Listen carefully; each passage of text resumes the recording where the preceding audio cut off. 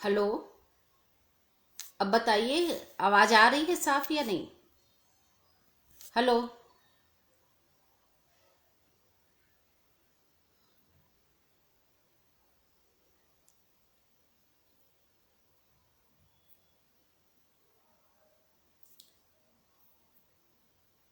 कृपया बताइए, आवाज आ रही है साफ?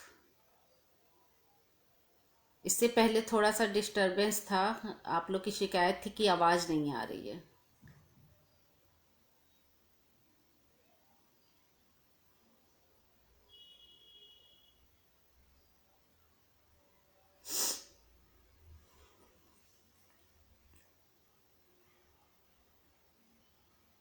अर्पण कुमार जी बताइए, आवाज आ रही है?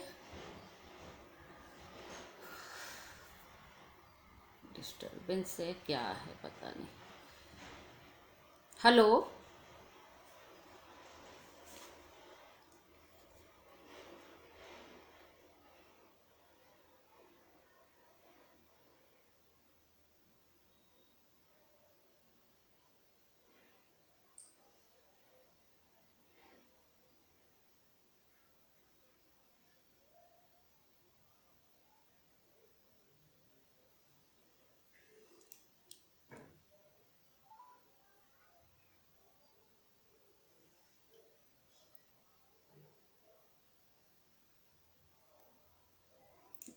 आ रही है आवाज?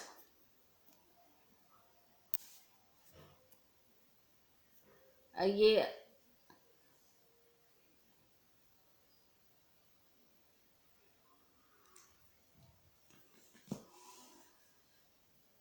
कृपया बताएं, आवाज आ रही है कि नहीं?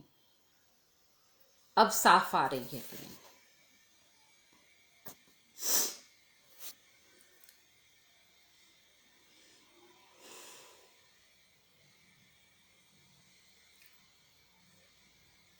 सुषमा दीदी नमस्ते। आवाज आ रही है?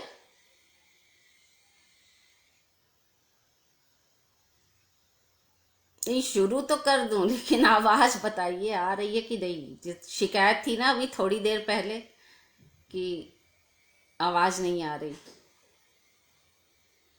ठीक, ओके ओके, हाँ। तो मैं अपनी रचना प्रक्रिया से ही शुरू करती हूँ, जो शायद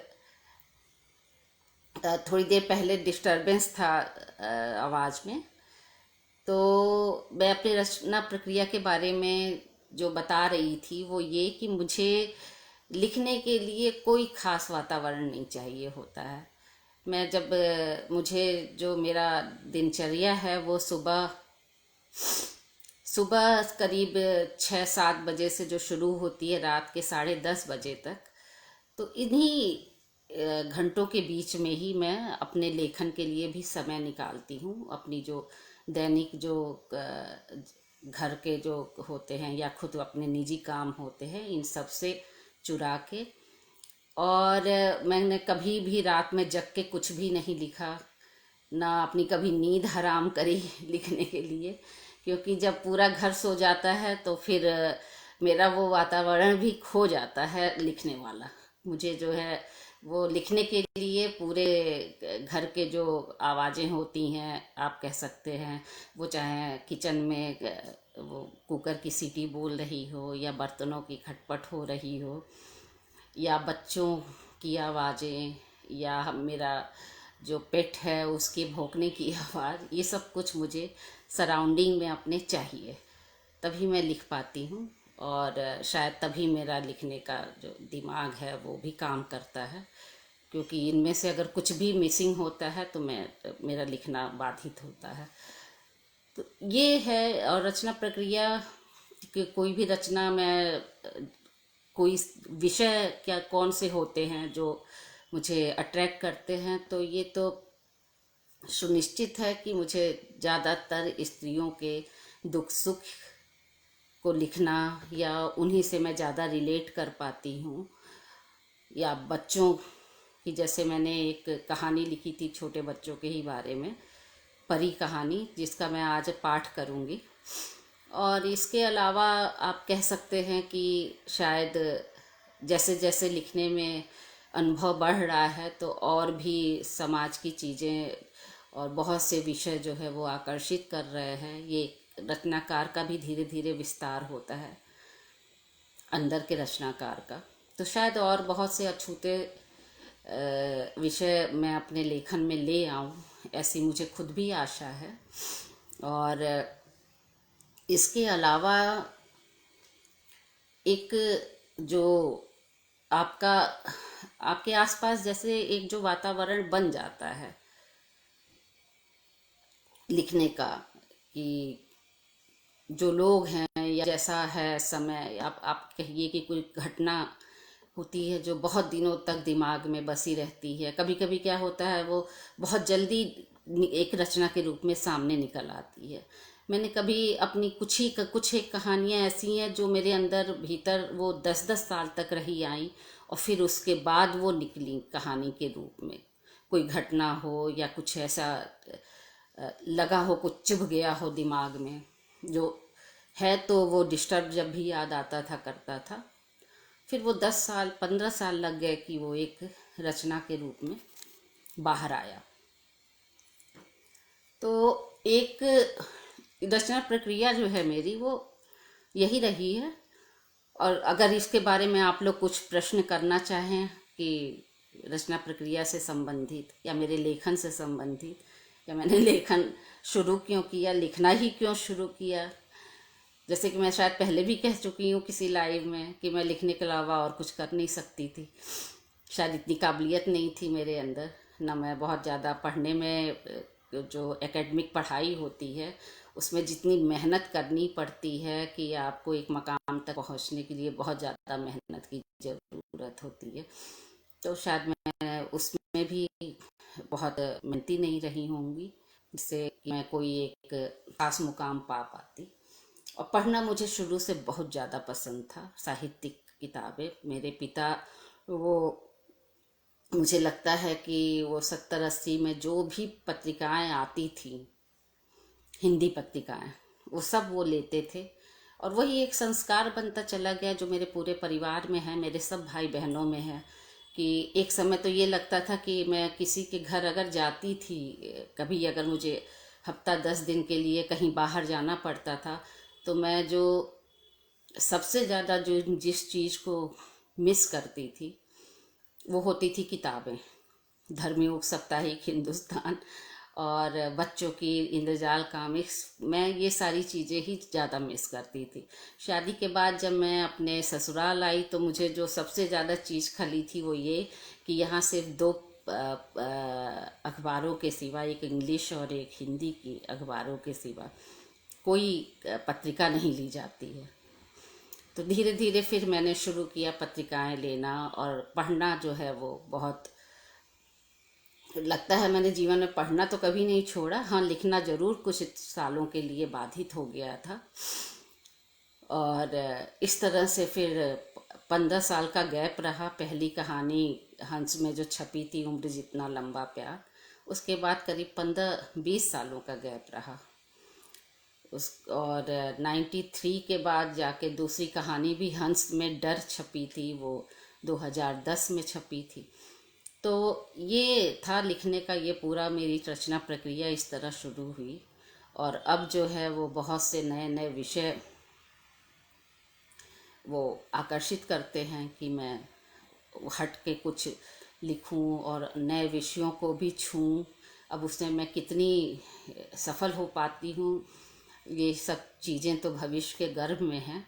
लेकिन यह है कि लिखना जारी है। और मुझे लगता है कि ये लेखन ही मेरी एकमात्र पनाहगार है, जो जहाँ मैं हर दुख सुख और बड़े बड़े जो झंझावात हैं जीवन के, उनको उनके उनसे एक ईश्वर जैसे एक आदमी होता है, साधारण आदमी, या हमारे जनमानस में भी है कि हम हर तरफ से हार के ईश्वर की शरण में जाते हैं। तो मेरा लेखन ही मेरा ईश्वर है और मैं इसी की शरण में जाती हूँ हमेशा। हर तरफ से जब हारती हूँ या कहीं से भी मन विचलित होता है तो एक लेखन ही है जो मुझे थामता है और मैं लिखना ही मेरी एकमात्र जो है मुक्ति है, पनाहगार है। बस तो ये है मेरे लिखने की रचना प्रक्रिया की। और इस बारे में अगर किसी को कोई सवाल करना है, सुषमा दीदी आप हैं अभी, और मुझे, आप तो खैर मुझे बहुत अच्छे से जानती हैं कि पूनम, तो क्या मैं रचना पाठ शुरू करूं? अगर आप लोगों की इजाज़त हो तो शुरू करूं मैं रचना पाठ अपने, या कोई सवाल हो तो पूछिए।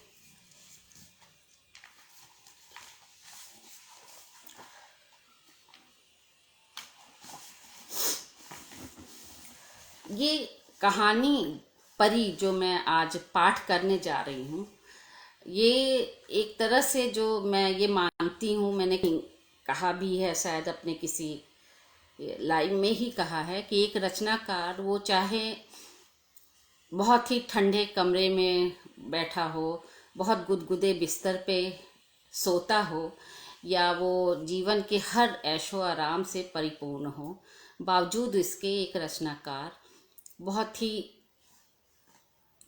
अंदर से वो बहुत बेचैन व्यक्ति होता है।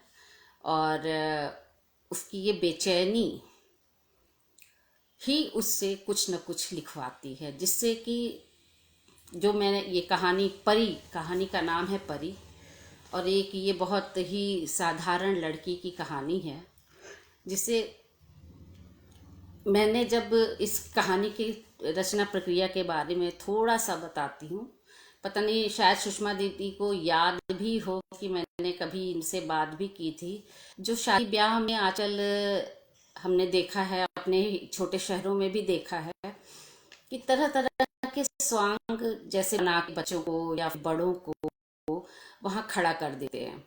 जैसे फूल वाली बना देंगे, या फिर डोनाल्ड डक बना देंगे, अजीब अजीब से कपड़े पहना के, बड़ी बड़ी मूछें लगा के, दरबान बना के, भाला वाला लेके जो है वो शादियों में इस तरह से लोगों को खड़ा करते हैं। जो कहाँ से आते हैं हमें नहीं पता होता है, हम जाते हैं शादियों में, खाते पीते हैं, मौज मस्ती करते हैं, और इनके बारे में शायद कम सोचते हैं, या सोचते होंगे तो शायद दूसरे ही क्षण दिमाग से उनको हटा देते हैं। तो मैंने एक ऐसी लड़की की कहानी लिखी है, परी। तो मैं वो कहानी शुरू कर रही हूँ।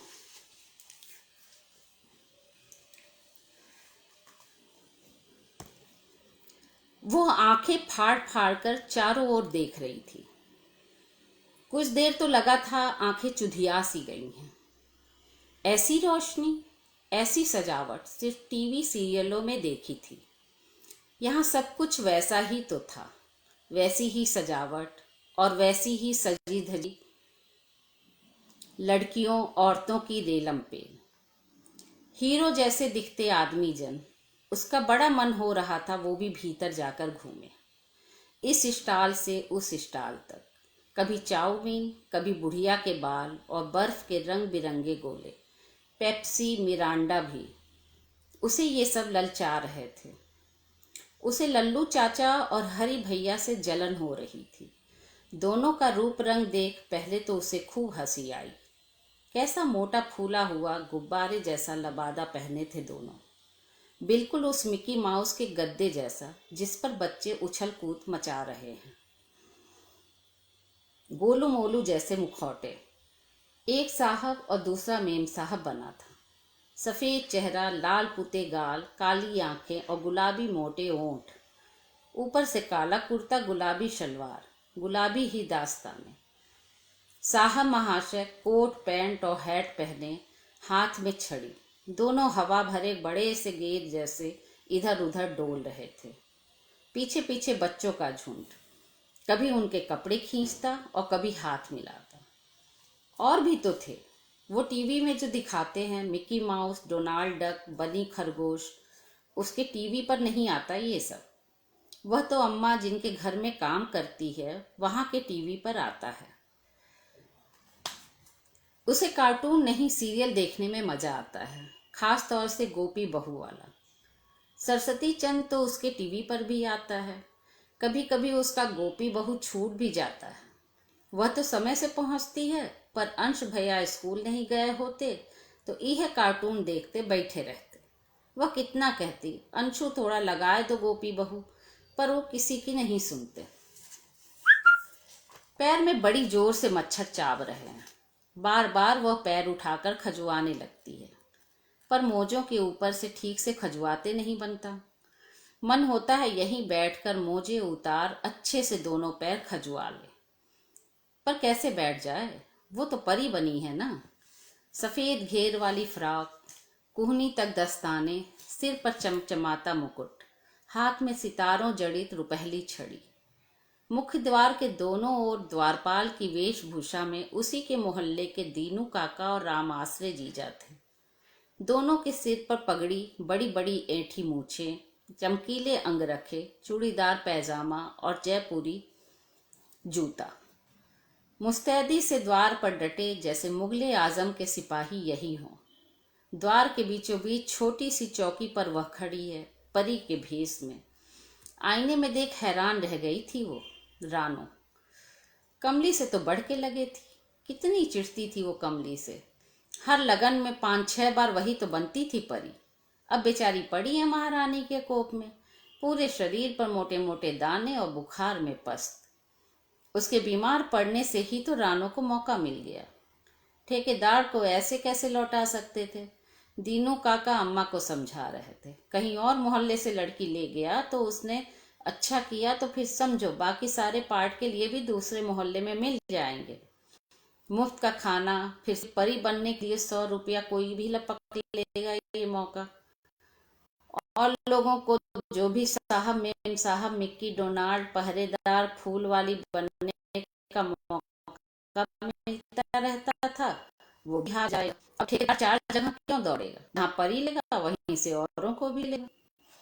लोगों की भीड़ बढ़ रही है, उसे भूख महसूस हो रही है।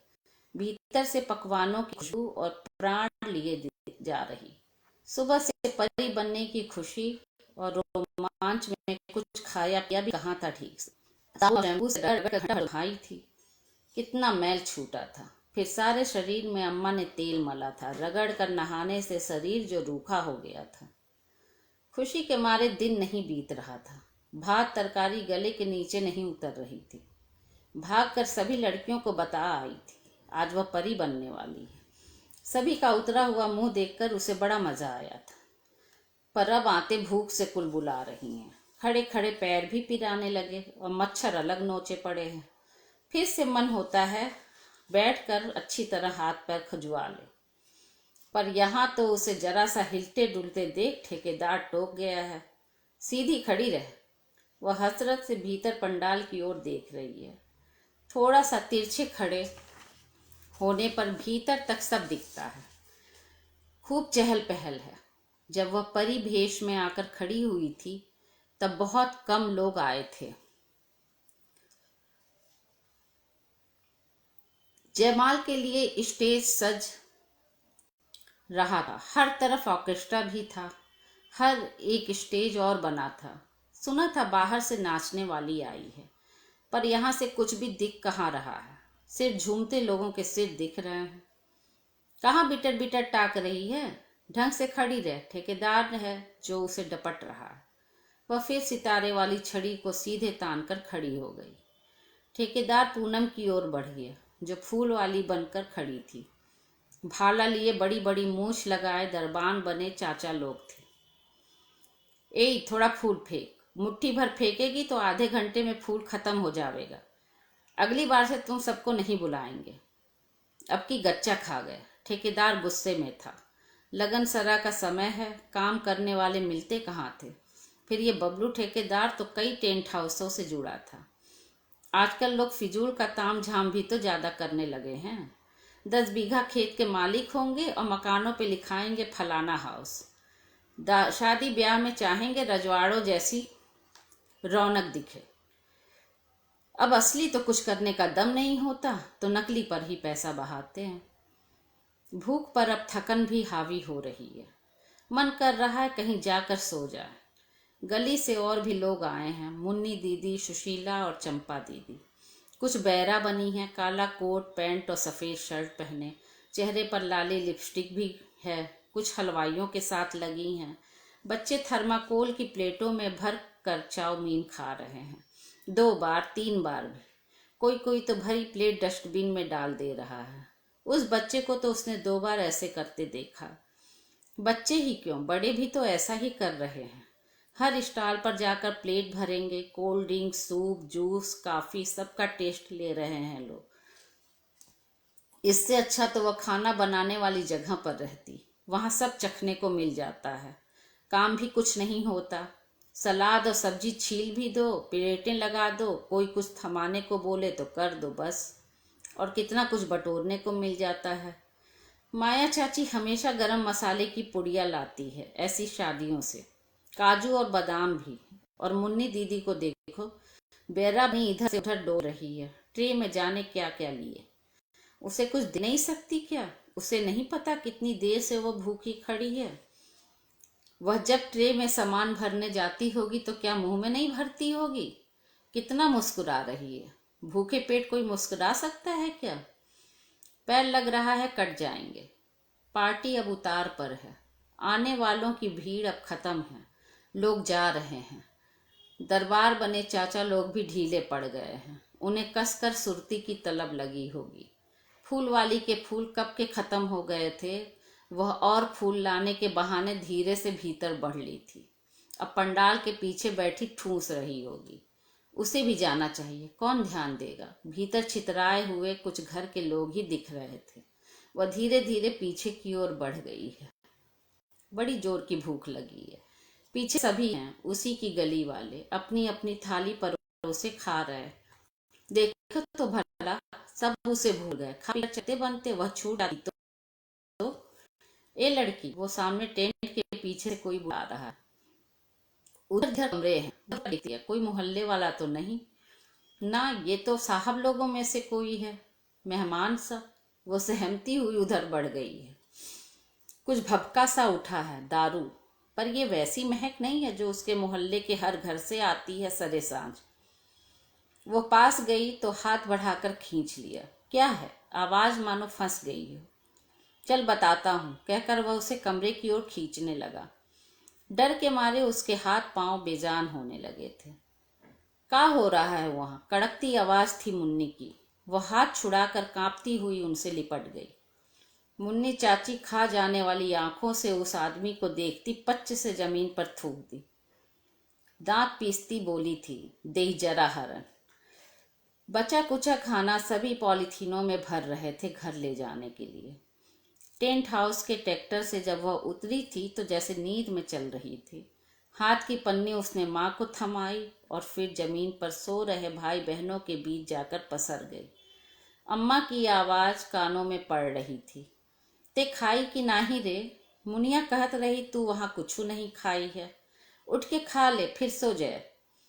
पर उसका थका शरीर घर की फटी गुदड़ी पर चैन से सो रहा था। उसे नींद में महसूस हुआ है अम्मा ने उसके सिर पर हाथ फेरा है और उसकी मुट्ठी में से 100 का नोट निकाल लिया है। वह करवट बदल कर बगल में सोई बहन से लिपट गई है।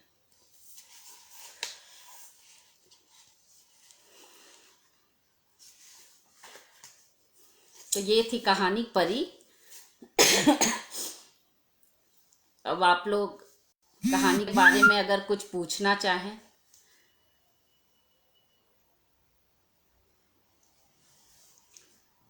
कोई सवाल है किसी का? या कहानी कैसी लगी कृपया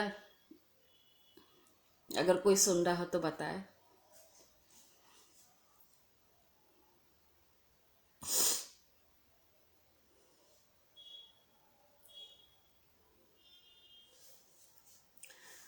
जी दीदी, हाँ, प्रतिस्पर्धा हर क्षेत्र में है। सुषमा दीदी ने कहा, ये तो सही बात है कि वो जो क्षेत्र चाहे बड़ा हो या छोटा, हर जगह प्रतिस्पर्धा है और हर लोगों में है, हर तरह के लोगों में।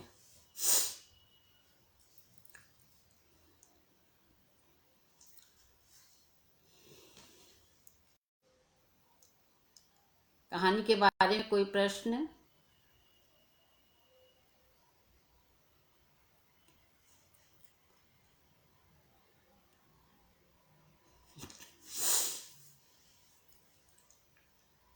हाँ योगिता, पढ़ ली कहानी। तुम थोड़ा सा लेट हो गई योगिता।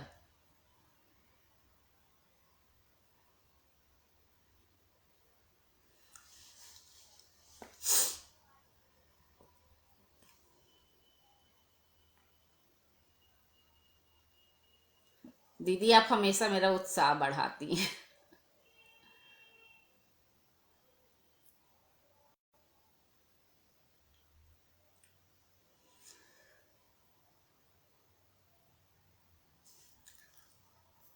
आप सबका बहुत आभार। और अर्पण कुमार सिंह जी का बहुत आभार, जिन्होंने जन सुलभ के पेज से मुझे ये मौका दिया कि मैं अपनी कहानी का पाठ करूं। हाँ योगिता, तुम देर करती नहीं, देर हो जाती है। बढ़िया है।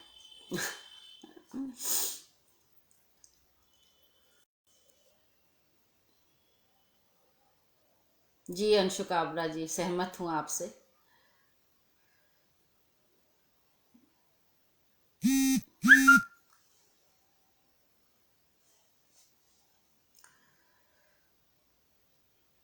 तो अब मुझे लगता है समय भी काफ़ी हो गया। और आप सबका बहुत बहुत आभार।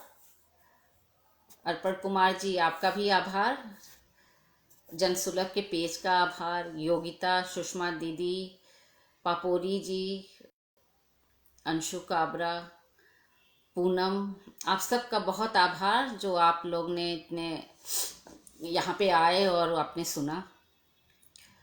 इन दिनों योगिता, मैं उपन्यास अभी मेरा पूरा हुआ है।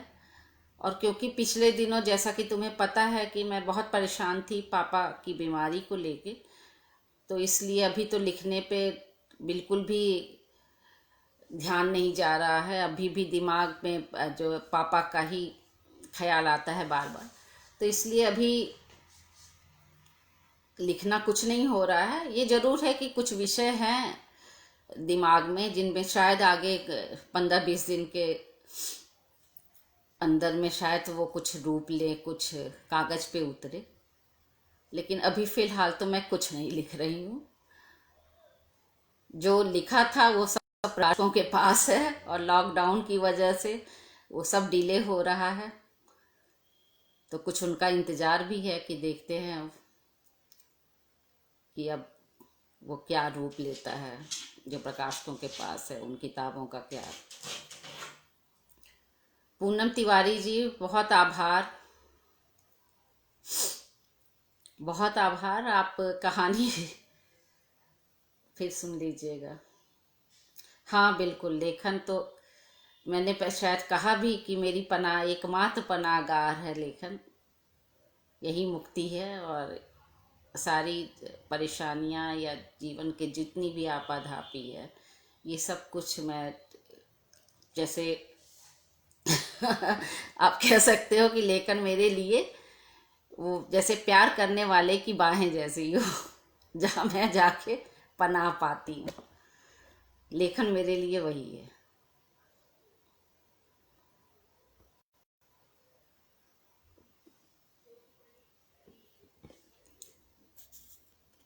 चलिए, आप सबका बहुत आभार, बहुत बहुत धन्यवाद।